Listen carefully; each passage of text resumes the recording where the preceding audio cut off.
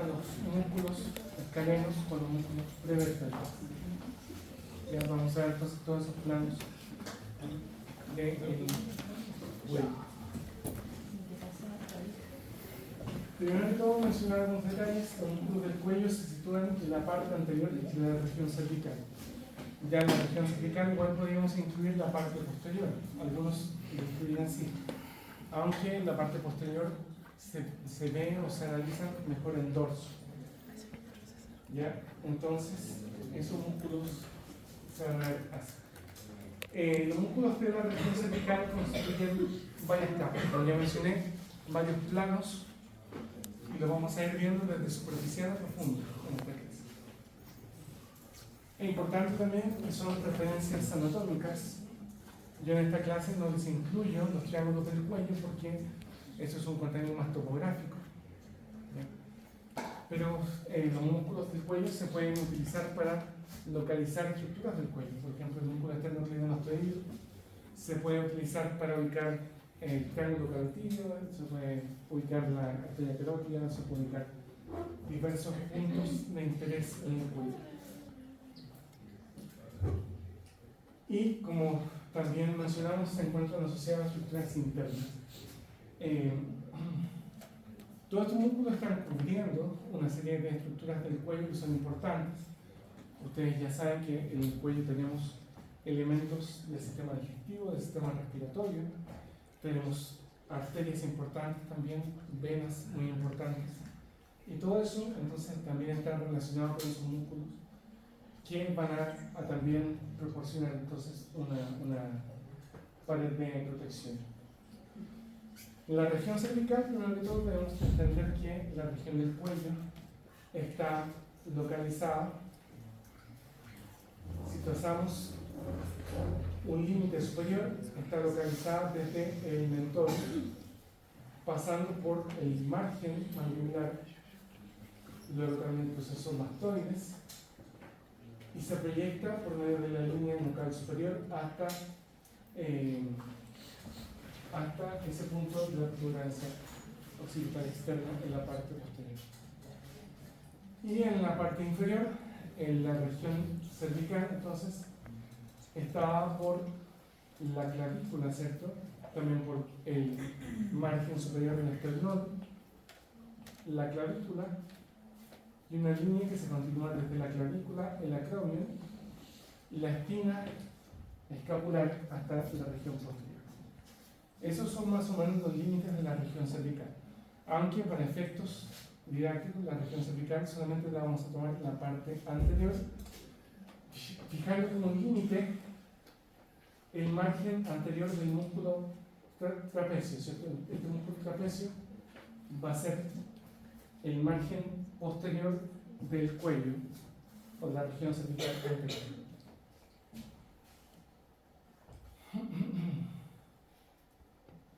¿Cuáles son los músculos? Este es un esquema también general para entender qué músculos están en qué planos. Un plano superficial tenemos el músculo platisma y el músculo esternocleidomastoideo. Esos dos músculos nada más. En un plano medio tenemos un músculo asociado a los huesos yoides, músculos suprayoideos y músculos infrayoideos. Y en un plano profundo tenemos los músculos escalenos y los músculos prevertebrales.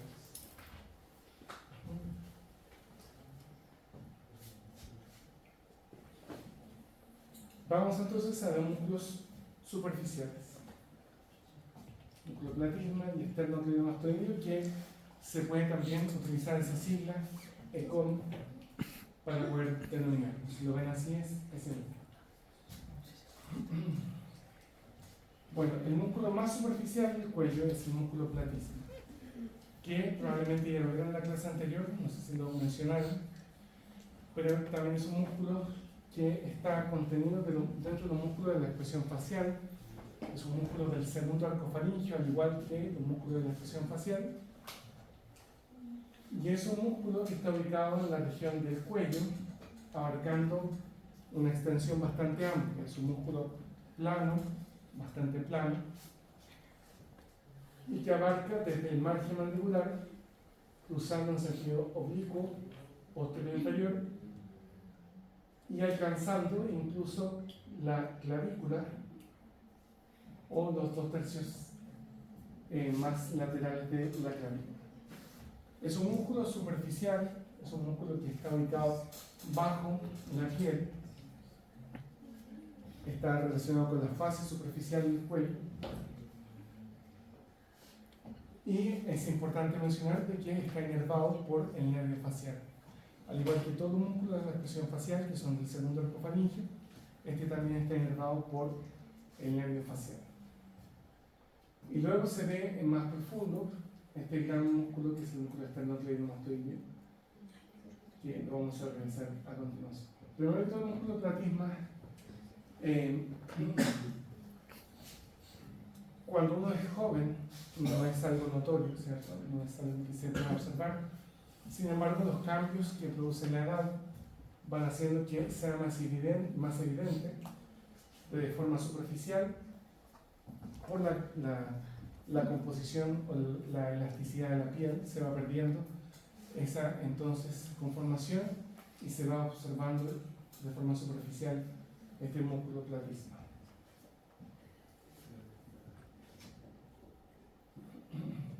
Aquí hay una disección del músculo platisma que se puede observar también en la región más superficial del cuello.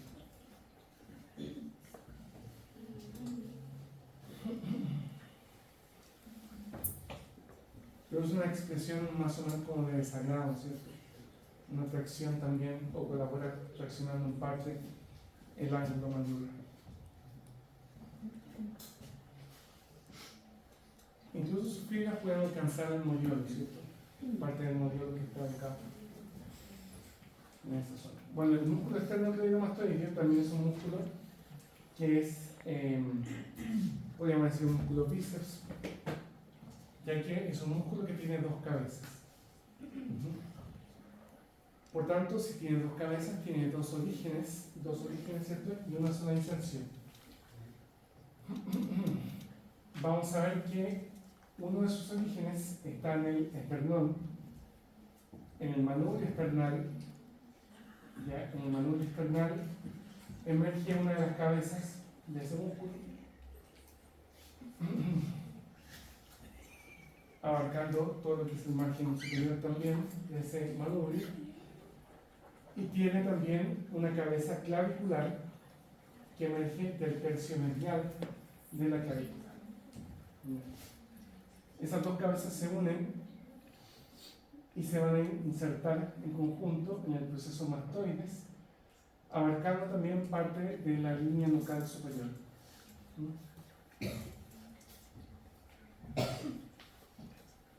Entonces, esa es la conformación de este músculo. Por eso se llama esternocleidomastoideo. Esternón, clavícula, mastoides.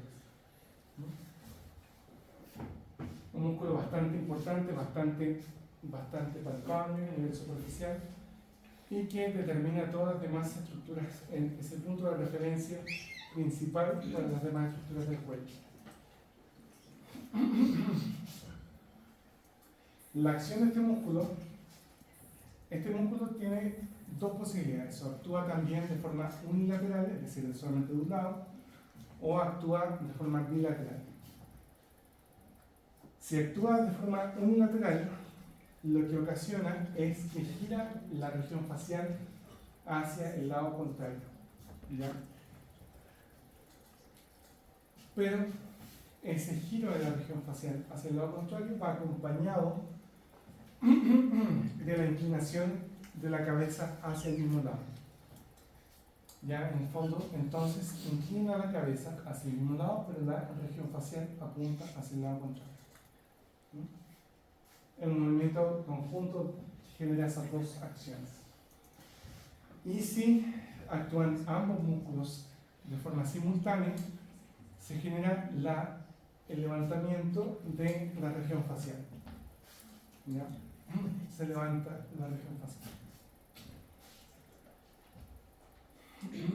Vamos a ver cómo ocurren esos movimientos. La inervación de ese músculo es el nervio accesorio, el 11º cuarto cráneo. Al igual que el músculo trapecio. Aquí estamos viendo entonces la cabeza esternal del músculo y la cabeza clavicular. Como las dos se unen y ascienden entonces para insertarse en el proceso más fuerte.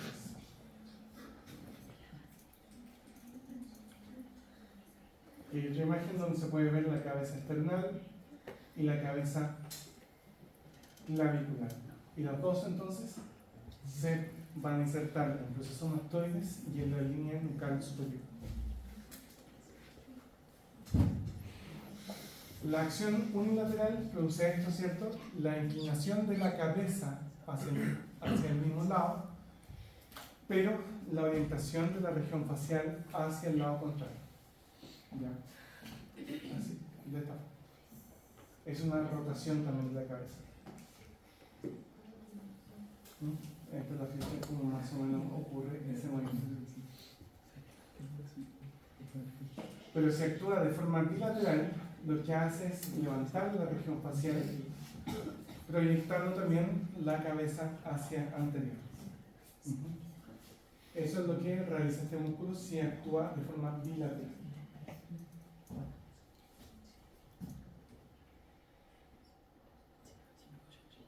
Un detalle también importante que es topográfico, es un detalle topográfico, pero así lo voy a mencionar, que el músculo esternocleidomastoideo es un punto de referencia, como ya dije, para un montón de estructuras. Es un punto de referencia para la arteria carótida común, ¿cierto? La bifurcación que tiene la carótida. Es un punto de referencia también para la vena yugular interna. Es un punto de referencia para varias estructuras de la región del cuello. Y además, en el margen posterior de este músculo esternocleidomastoideo emergen una serie de nervios, unos nervios que provienen exactamente del plexo cervical. Son una estructura de nervios, ¿cierto?, en la región cervical que se llama plexo cervical, que generan algunos ramos nerviosos que emergen por el margen posterior del músculo esternocleidomastoideo. Y esos nervios son nervios o ramos cutáneos o superficiales del plexo braquial. Son ramos que lo que generan es la sensibilidad de la región del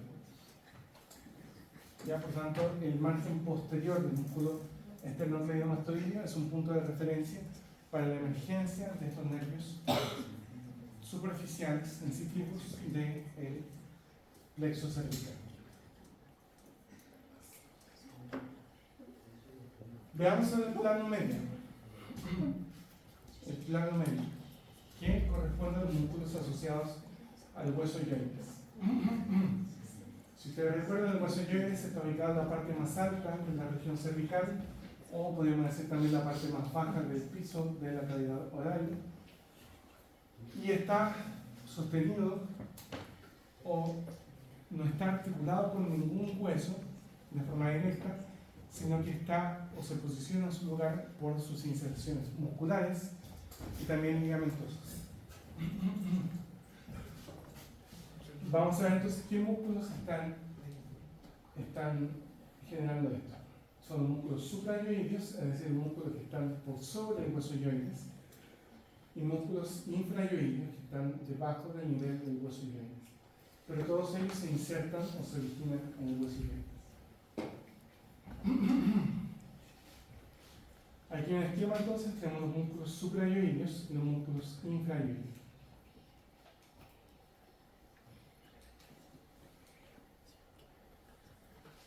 Vamos a partir entonces con los músculos suprayoideos, los músculos que están sobre el hueso yoides. Primero que todo tenemos este músculo que está ubicado acá. Este músculo es el músculo digástrico, es un músculo suprayoideo. ¿Por qué se llama digástrico? Porque tiene dos dientes, ¿cierto? Y hay una diferencia, porque recuerden que no es lo mismo diente que cabeza. Cabeza son dos orígenes, una inserción. Un diente es básicamente dos porciones de fibras musculares que están unidas en la misma estructura. Entonces, este músculo digástrico que estamos viendo aquí es un músculo que está compuesto de dos porciones musculares es decir, de dos vientres que están unidos en la parte del medio de este músculo por un tendón intermedio. Ese tendón intermedio entonces es lo que ocasiona la unión de ambos vientres. Vamos a ver entonces que este músculo digástrico se origina en la incisura mastoidea, y si ustedes recuerdan es una incisura que se forma internamente al proceso mastoides. Ahí está ubicado entonces el origen del músculo digástrico, o por lo menos su vientre posterior, ¿cierto? Su vientre posterior se origina aquí y podemos decir que se inserta en el tendón intermedio. Luego, ¿cierto? Tenemos el vientre anterior, que podríamos decir, aquí es un poco variable el concepto de origen e inserción porque depende de si el yoides está fijo o no, pero vamos a decir que nace acá del tendón intermedio y después se inserta en la fosa digástrica. En la fosa digástrica. Que está ubicada en la parte mediana de la mandíbula, bajo las espinas mentonianas. Ahora, de forma indirecta, este músculo también se inserta en el cuerno menor del hueso yoides. Pero lo hace de forma indirecta porque es una polea fibrosa que está rodeando al tendón intermedio, lo que se inserta en el hueso yoides. Bien. Ahora, ¿cuál es la acción de este músculo? Este músculo puede tener dos tipos de acciones, ¿cierto? Puede tener una acción de levantar el hueso yoides, de traccionarlo, ¿cierto? Ya sea en el sentido postero superior o antero superior. Pero si el hueso yoides está fijo por medio de los músculos intrayoideos, produce el descenso mandibular, produce la apertura mandibular. O lo que hace, ¿cierto?, es colaborar con ese movimiento. Depende entonces de si el yoides está fijo o no. También mencionar que la inervación de este músculo es interesante porque es una inervación doble. Está inervado su vientre posterior por el nervio facial, mientras que el vientre anterior está inervado por el nervio mandibular. Hay una doble inervación de este músculo. Y el vientre anterior está inervado por un ramito del nervio mandibular que se llama nervio medulloide.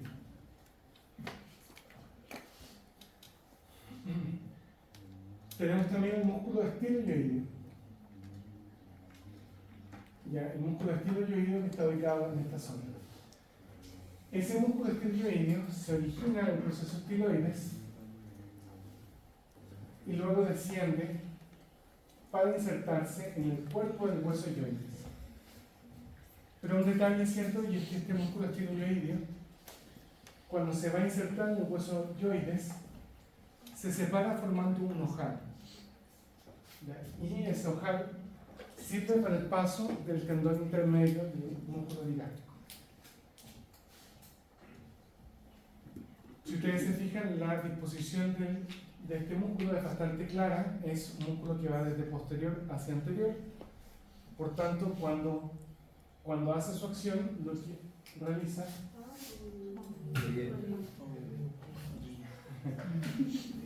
el tema de, no sé por qué se suspende, se cansa.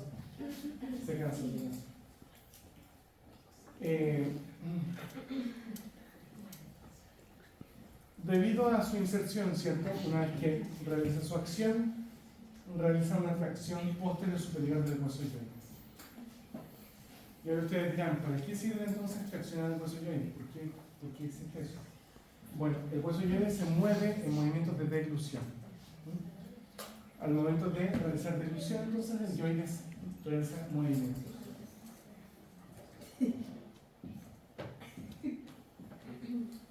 Bueno, y además también mencionar que el músculo estiloyoideo también está inervado por el nervio facial.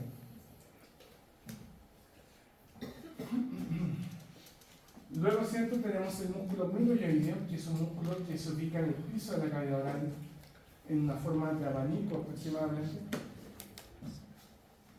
Un músculo miloioideo que estamos viendo acá al fondo, ¿cierto? Aquí estamos viendo un músculo digástrico y sobre el músculo digástrico está este músculo que es el miloioideo. Ese músculo miloioideo es el que forma una especie de diafragma en el piso de la cavidad oral. ¿Ya? Por tanto, es la principal estructura que forma el piso de la cavidad oral. Ese músculo miloioideo se origina de la línea miloioidea de la mandíbula. Si ustedes recuerdan, hay una línea y un surco.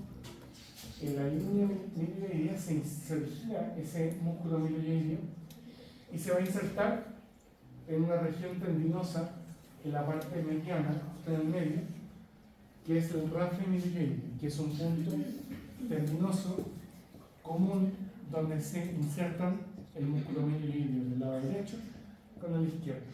¿Ya? Los dos en conjunto.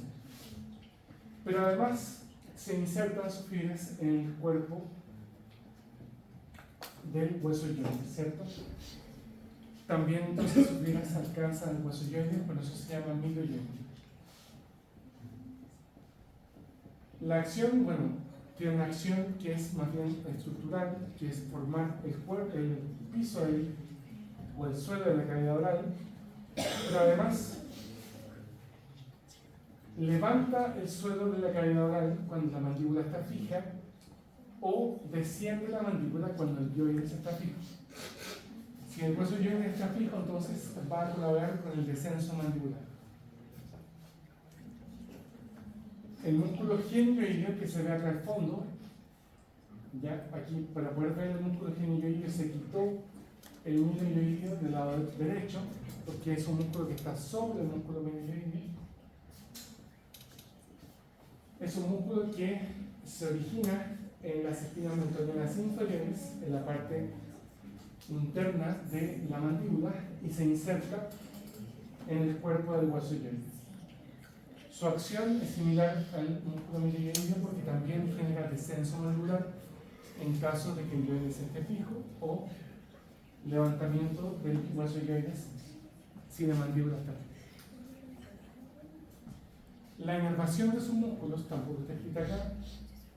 El miloioideo está inervado por el nervio miloioideo y el músculo genioideo está inervado por el primer nervio cervical, C1, que acompaña un nervio que se llama hipogloso. Aquí se puede ver el músculo genioideo entonces sobre el músculo miloioideo.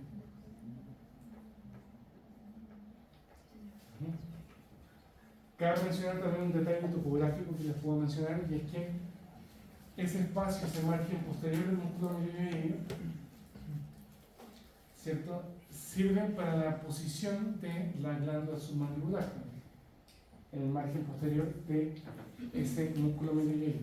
Y además también algunos libros mencionan que ese margen posterior del músculo forma una abertura, ¿cierto?, que junto con el músculo conductor superior de la faringe dejan pasar los elementos vasculares hacia la región de la cavidad oral.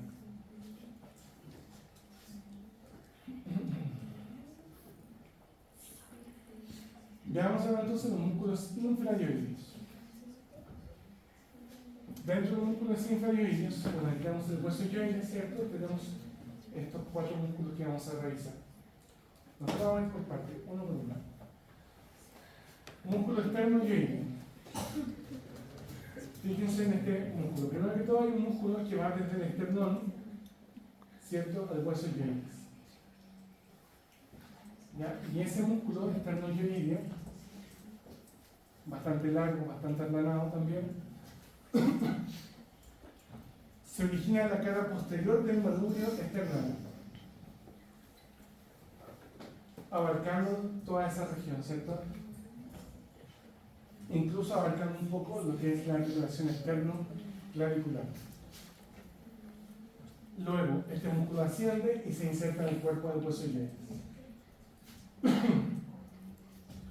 Ahora, ustedes recordarán que si sacamos el músculo externo yoideo, lo cortamos, este que está aquí, ¿cierto?, lo cortamos, se va a ver más o menos esto. Aquí está cortado, se puede ver la profundidad. Y aquí vamos a ver dos músculos que hacen el mismo recorrido que hace el músculo externo-ioidio. Pero vamos a ver que están estos dos músculos separados. Primero de todo tenemos un músculo que se llama externo-tiroideo.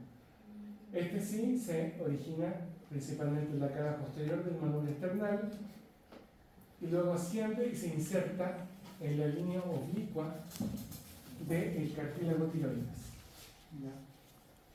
en esa región.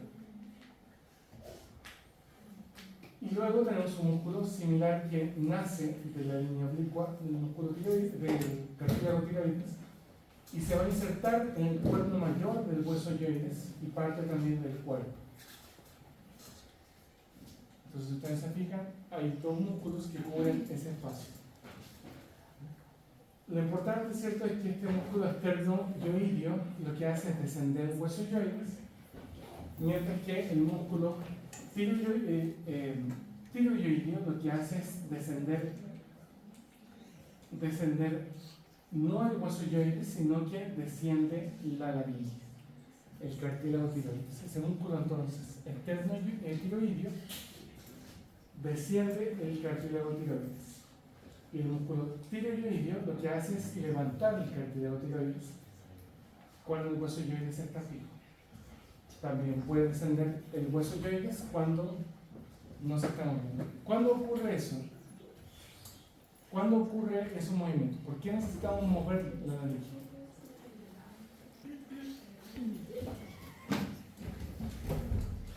Sé que su compañera ahí presta atención, ¿no? Quizá ella está moviendo bastante en la nariz.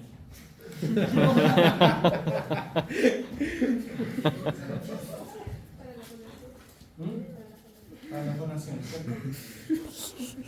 Exactamente, la fonación tiene que ver con ese detalle.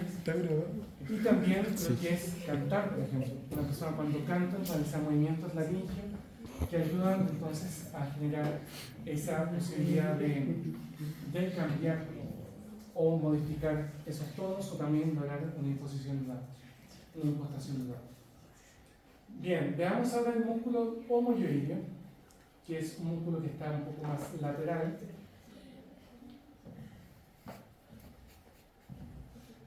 Hay un músculo homoioideo que, ¿por qué se llama así? Lamentablemente no se ha cambiado el nombre porque viene del omóplato, ¿cierto? Antiguamente llamado omóplato, hoy llamado escápula. Ese músculo homoioideo se origina en el margen superior de la escápula. Y este músculo homoioideo tiene también dos porciones, tiene también dos vientres. Tiene un vientre superior y un vientre inferior que están unidos por un tendón intermedio. Y luego, ¿cierto?, ese vientre superior lo que hace es unirse, se inserta al cuerpo del hueso ioides. Y aquí hay que precisar algunos detalles importantes. Ese tendón intermedio está justo a la altura de esta importante vena del cuello, que es la vena yugular interna. Entonces, ese tendón intermedio cruza a la vena yugular interna. El tendón intermedio está fijado a la fascia, que está ubicada también en esa región, a la fascia cervical, y lo que hace es tensar también esa fascia. Puede tensar la fascia que rodea a la vena yugular interna. Ahora un detalle, ¿cierto? Y es que a pesar de que este músculo se origina en la escápula, no realiza prácticamente movimientos de la escápula, ¿ya? No es un movimiento importante en la escápula, sino más bien desciende el hueso ioides, ¿ya? Y también, como ya mencioné, tensa la fascia cervical, ya que ese tendón intermedio se fija también a la fascia cervical. Aquí estamos viendo una visión lateral donde se puede observar, ¿cómo se llama este músculo?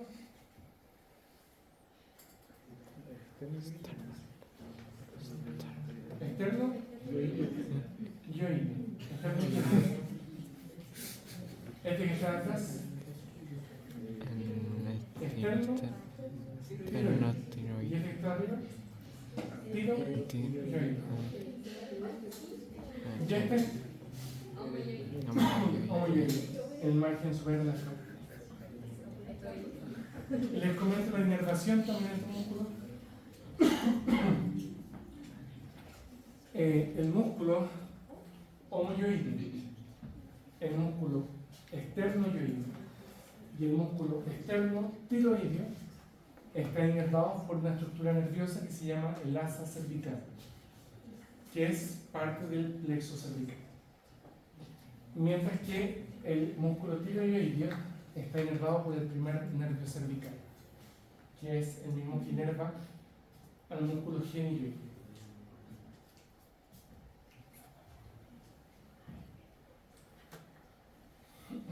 Aquí hay una imagen de una disección donde se pueden ver estos músculos externo-yoideo, externo-tiroideo y tiroideo.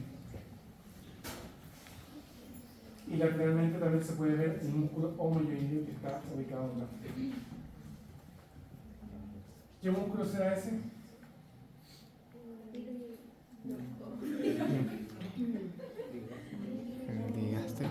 Ese es el minoyoideo. Ya, sabes si está dando. ¿Y el que está acá?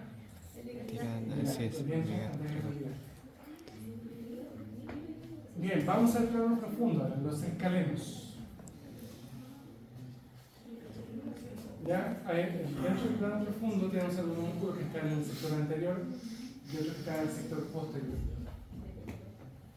A grandes rasgos, ¿cierto? Estos músculos escalenos se originan en los procesos transversos de las vértebras cervicales y se insertan en la primera y segunda costilla. Detalle importante, ¿cierto? Y es que el escaleno anterior y el medio, ya estos dos músculos escalenos, se insertan en la primera costilla y el escaleno posterior es el único que lo hace en la segunda costilla.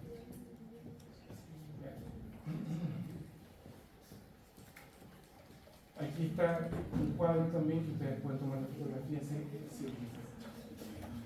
El músculo escaleno anterior se origina en los procesos transversos. Este es el escaleno anterior. Se origina en los procesos transversos de C3 a C6. De la tercera a la sexta vértebra cervical y se inserta en un tubérculo que se llama tubérculo escaleno de la primera costilla. No sé si ustedes recuerdan ese detalle, ¿sí? El tubérculo escaleno, bueno, de más que se acuerdan porque tienen su plato, así que imagino que deben acordarse.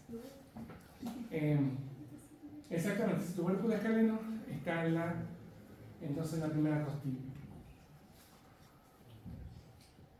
¿Cuál es la acción de este músculo?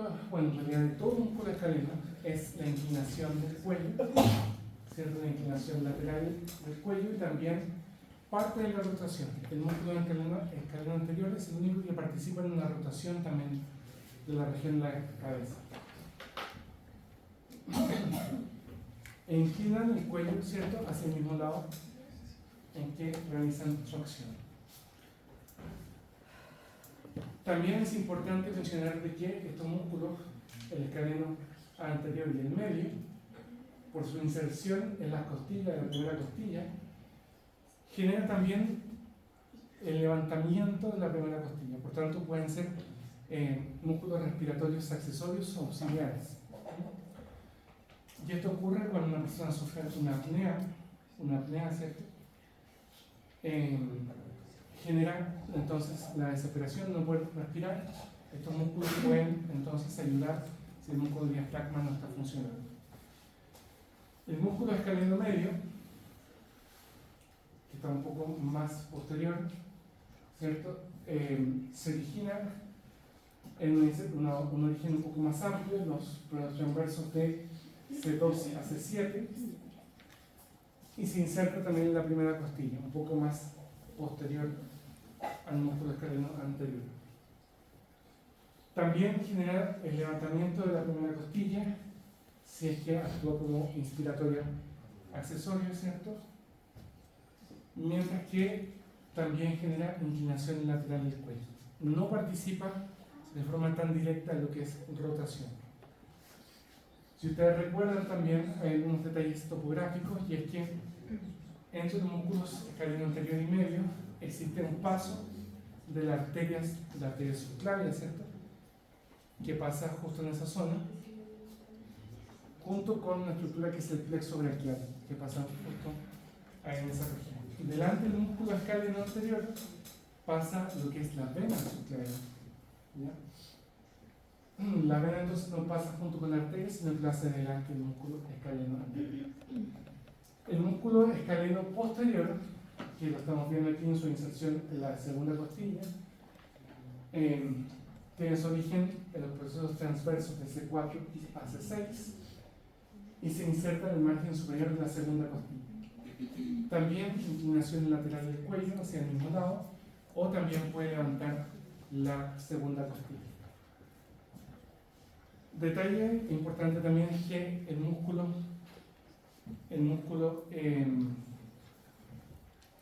escaleno medio es el principal inspirador accesorio que existe.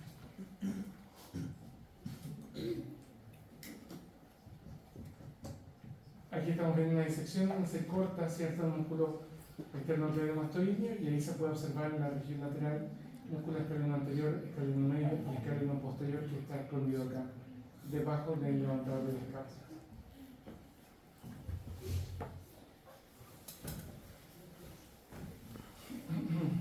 Esta es una imagen que grafica cómo ocurre entonces ese detalle de la inspiración auxiliar o accesoria, que están colaborando tanto los músculos escalenos como también el músculo esternocleidomastoideo. Ese músculo también puede generar el levantamiento del esternón, y eso también colaborar con la inspiración. Vamos a ver entonces los más profundos, que son los prevertebrales. Vamos a ver entonces cómo están estos músculos prevertebrales, que también son parte del grupo profundo, pero están en la parte anterior. Primero de todo, tenemos dos músculos, los más importantes, los más grandes de este grupo prevertebral. Uno es el músculo largo de la cabeza, que está ubicado acá en la región más superior, y otro es el músculo largo del cuello.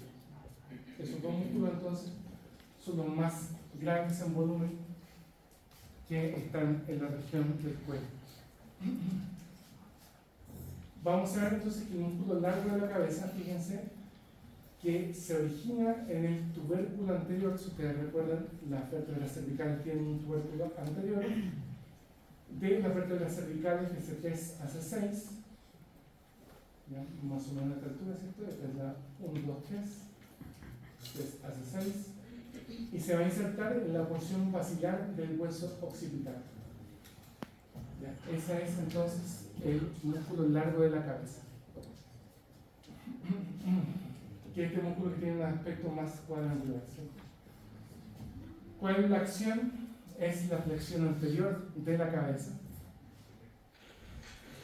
y también se actúa unilateralmente, es decir, de un solo lado, produce flexión lateral de la cabeza, y de la columna cervical también. Es decir, inclina la cabeza hacia el mismo lado. Y tenemos también el músculo largo del cuello, que es este gran músculo que está ubicado acá. Ese músculo largo del cuello está dividido en tres porciones. Primero que todo tenemos una porción lateral superior, que es esta porción que está ubicada aquí. Una porción lateral inferior, ubicada en la parte más baja, y una porción medial. En esas tres porciones entonces el músculo largo del cuello.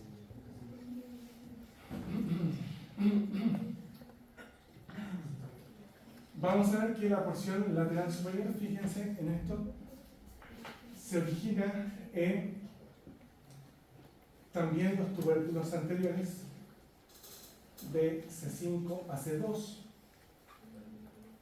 y se inserta en las vértebras atlas y axis, ¿ya?, de C5 a C2, y se inserta en las vértebras C1 y C2. Por tanto, va del proceso transverso del tubérculo anterior hacia el cuerpo de atlas y axis. Y también va a generar en parte lo que es la inclinación lateral hacia el mismo lado de la cabeza. Tenemos una porción lateral inferior y aquí cambia un poco, ¿cierto? Porque el origen ya no es los tubérculos anteriores, sino más bien los cuerpos vertebrales, ¿ya? De T1 a T3. ¿Ya? Y por tanto, se origina en las primeras 3 vértebras torácicas y de ahí se va a insertar superiormente a los tubérculos anteriores de la vértebra C5 y C6, ¿cierto? La quinta y sexta vértebra cervical. También puede generar la flexión de la cabeza o del cuello, más bien dicho, hacia el mismo lado. Y la porción medial, que son estas filas que están acá, si ustedes se fijan, estas filas no van hacia los tubérculos anteriores, sino que van desde el cuerpo al cuerpo de otras vértebras, es decir, de cuerpo a cuerpo. Y esa porción medial lo que hace es originarse los cuerpos de las vértebras C3 a C5, ¿ya? Y se insertan superiormente las vértebras de C3 a C1. Esa es la porción medial de ese músculo largo del cuello. Y esa porción medial va a tener una función un poco más de flexión anterior de la región del cuello.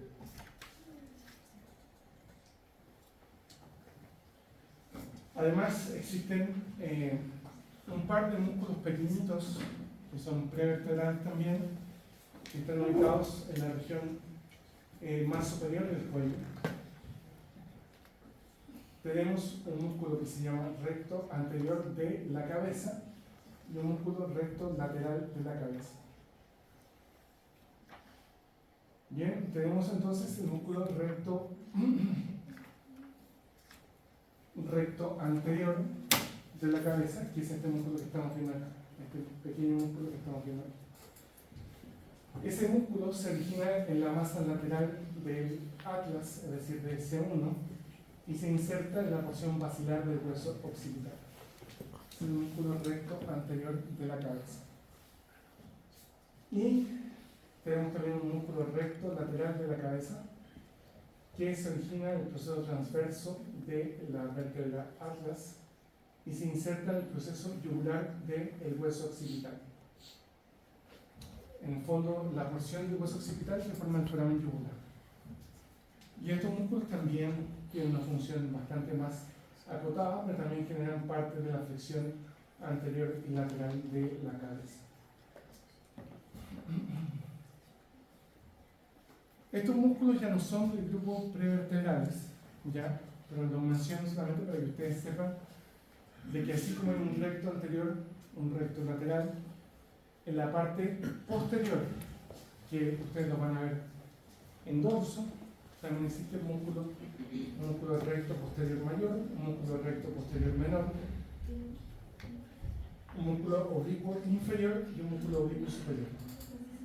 Todos estos músculos son de la región suboccipital, ¿ya? No son parte de esta clase porque es de la región posterior del cuello, pero ustedes lo van a revisar en la parte de dorso. Sin embargo, cabe mencionar de que entre esos músculos recto menor, oblicuo superior y oblicuo inferior se forma un triángulo que se llama triángulo suboccipital, donde en el fondo también está la arteria vertebral en esa zona. Este es un esquema que también ustedes le pueden tomar fotografía y reflejar con las funciones de modo global de estos músculos. Resumiendo un poco, ¿cierto? La función de movimiento de la cabeza y del cuello está dada por el músculo esternocleidomastoideo, los músculos escálenos y los músculos prevertebrales. Cuando movemos cabeza y cuello, entonces, son esos músculos los que se activan. Para la postura y la estabilidad de la región del cuello, tenemos músculos de largo del cuello, músculo largo de la cabeza, músculo recto anterior y recto lateral. Todos esos músculos, más que generar movimientos grandes, ¿cierto?, de la cabeza, lo que hacen es estabilizar para que haya cierta entonces firmeza en la cabeza. Respecto de la función de deglución, interviene el músculo digástrico, ¿cierto? El músculo milioideo, genitioideo y estiloideo. Por tanto, los músculos suprayoideos se encargan sobre todo en movimientos de deglución. Respecto entonces también del descenso de huesos yoides y también movimientos laringios, tenemos los músculos esternoyoideo, homoyoideo, el esternotiroideo y el tiroideo. ¿Ya? Entonces, los músculos que ayudan a descender el hueso yoides y la laringe son estos músculos que están ahí. Músculos que colaboran con la apertura mandibular, músculo, en caso de que el yoides esté fijo, músculo digástrico, el milioideo y el genioideo. Y músculos de auxiliares de la respiración, es decir, que producen una inspiración forzada, una persona que se está ahogando, es el esternocleidomastoideo y los músculos escalenos. Esos músculos entonces generan una inspiración forzada. Les voy a mencionar igual este tema, que es un tema netamente topográfico, pero nuevamente lo voy a tocar para que ustedes también tengan una visión de eso. Esto ya es un tema cognitivo acerca de localización de la región cervical. Los músculos, ¿cierto?, que ya mencionamos, ahora que ya ustedes los conocen, están ubicados en la parte más superficial, ¿cierto? Ahí está el músculo trapecio en la parte posterior, aquí está el músculo esternocleidomastoideo, los músculos yoideos. Los músculos están relacionados con fases, ¿cierto? Ustedes, no sé si vieron al comienzo, en algún momento, de que existe una fase superficial y una fase profunda. ¿Recuerdan eso? La fase superficial es lo mismo que muchas personas llaman hipodermis, es decir, el tejido adiposo subcutáneo. Es una fase superficial. La fase profunda es esa fase fibrosa que cubre los músculos. Bueno, en el caso del cuello, se habla de una fase superficial, muchas veces algunos libros hablan de una fase cervical superficial y una fase cervical profunda. Sin embargo, esa terminología no se utiliza, sino que simplemente vamos a hablar de la fase cervical a secas, que es lo mismo que decir la fase cervical profunda. ¿Ya? Entonces solamente se cuenta la fase cervical profunda, que sería la que se llama propiamente fase cervical. Y aquí vamos a ver que esa fase cervical tiene varias hojas que delimitan distintos compartimientos. ¿Ya? Y existe una fase que se llama la fase de revestimiento, que es la fase más externa, que se desdobla, ¿cierto?, para cubrir a los músculos más superficiales, es decir, músculos esternocleidomastoideo y también músculos del plano medio como los yoideos. Esa fase de revestimiento entonces cubre todos esos músculos que están en la parte periférica del cuello. Pero además existe una fascia media que también se llama pretraqueal, que es esta fascia que cubre a la tráquea con el esófago y con la tiroides. Y esa fascia pretraqueal lo que hace es conformar un compartimiento que se llama el compartimento visceral del cuello. ¿Ya? Existe una fascia que es profunda también, que ustedes están viendo acá, con color morado, y esa fascia o esa hoja profunda de la fascia cervical también se llama hoja prevertebral, y lo que hace es cubrir o englobar todo lo que es la columna cervical junto con los músculos que ya mencionamos, ¿cierto? Los que llamamos epiaxiales de la región del dorso, pero también músculos escalenos, ¿cierto? O músculos prevertebrales, que ya habíamos mencionado, largo del cuello, largo de la cabeza. Y por último también existe una hoja de esa fascia cervical que engloba a la arteria carotina interna, la vena yugular, perdón, la arteria carotina común, la vena yugular interna, y el nervio vago, que se llama la vaina carotidia, y y que conforman un compartimiento que se llama compartimiento vascular. Ahí están las fases, como son estas mismas fases que acabamos de mencionar. Esa es la hoja de revestimiento. Ahí ustedes pueden ver también la pretraqueal, ¿cierto? Que está aquí en el fondo. Todo esto es hoja de revestimiento y esto es la pretraqueal. Este es el dibujo de Netter de la octava edición de Netter. Es bastante bueno también para poder entender.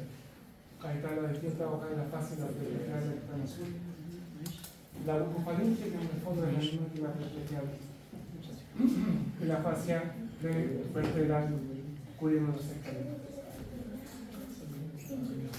En una frase para concluir.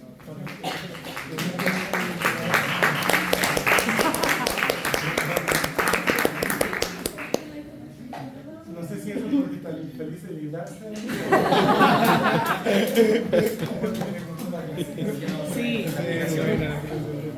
Ya, entonces, eso básicamente es una frase para terminar. Y todo se integra en varias funciones. Eso. ¿Quieren decir?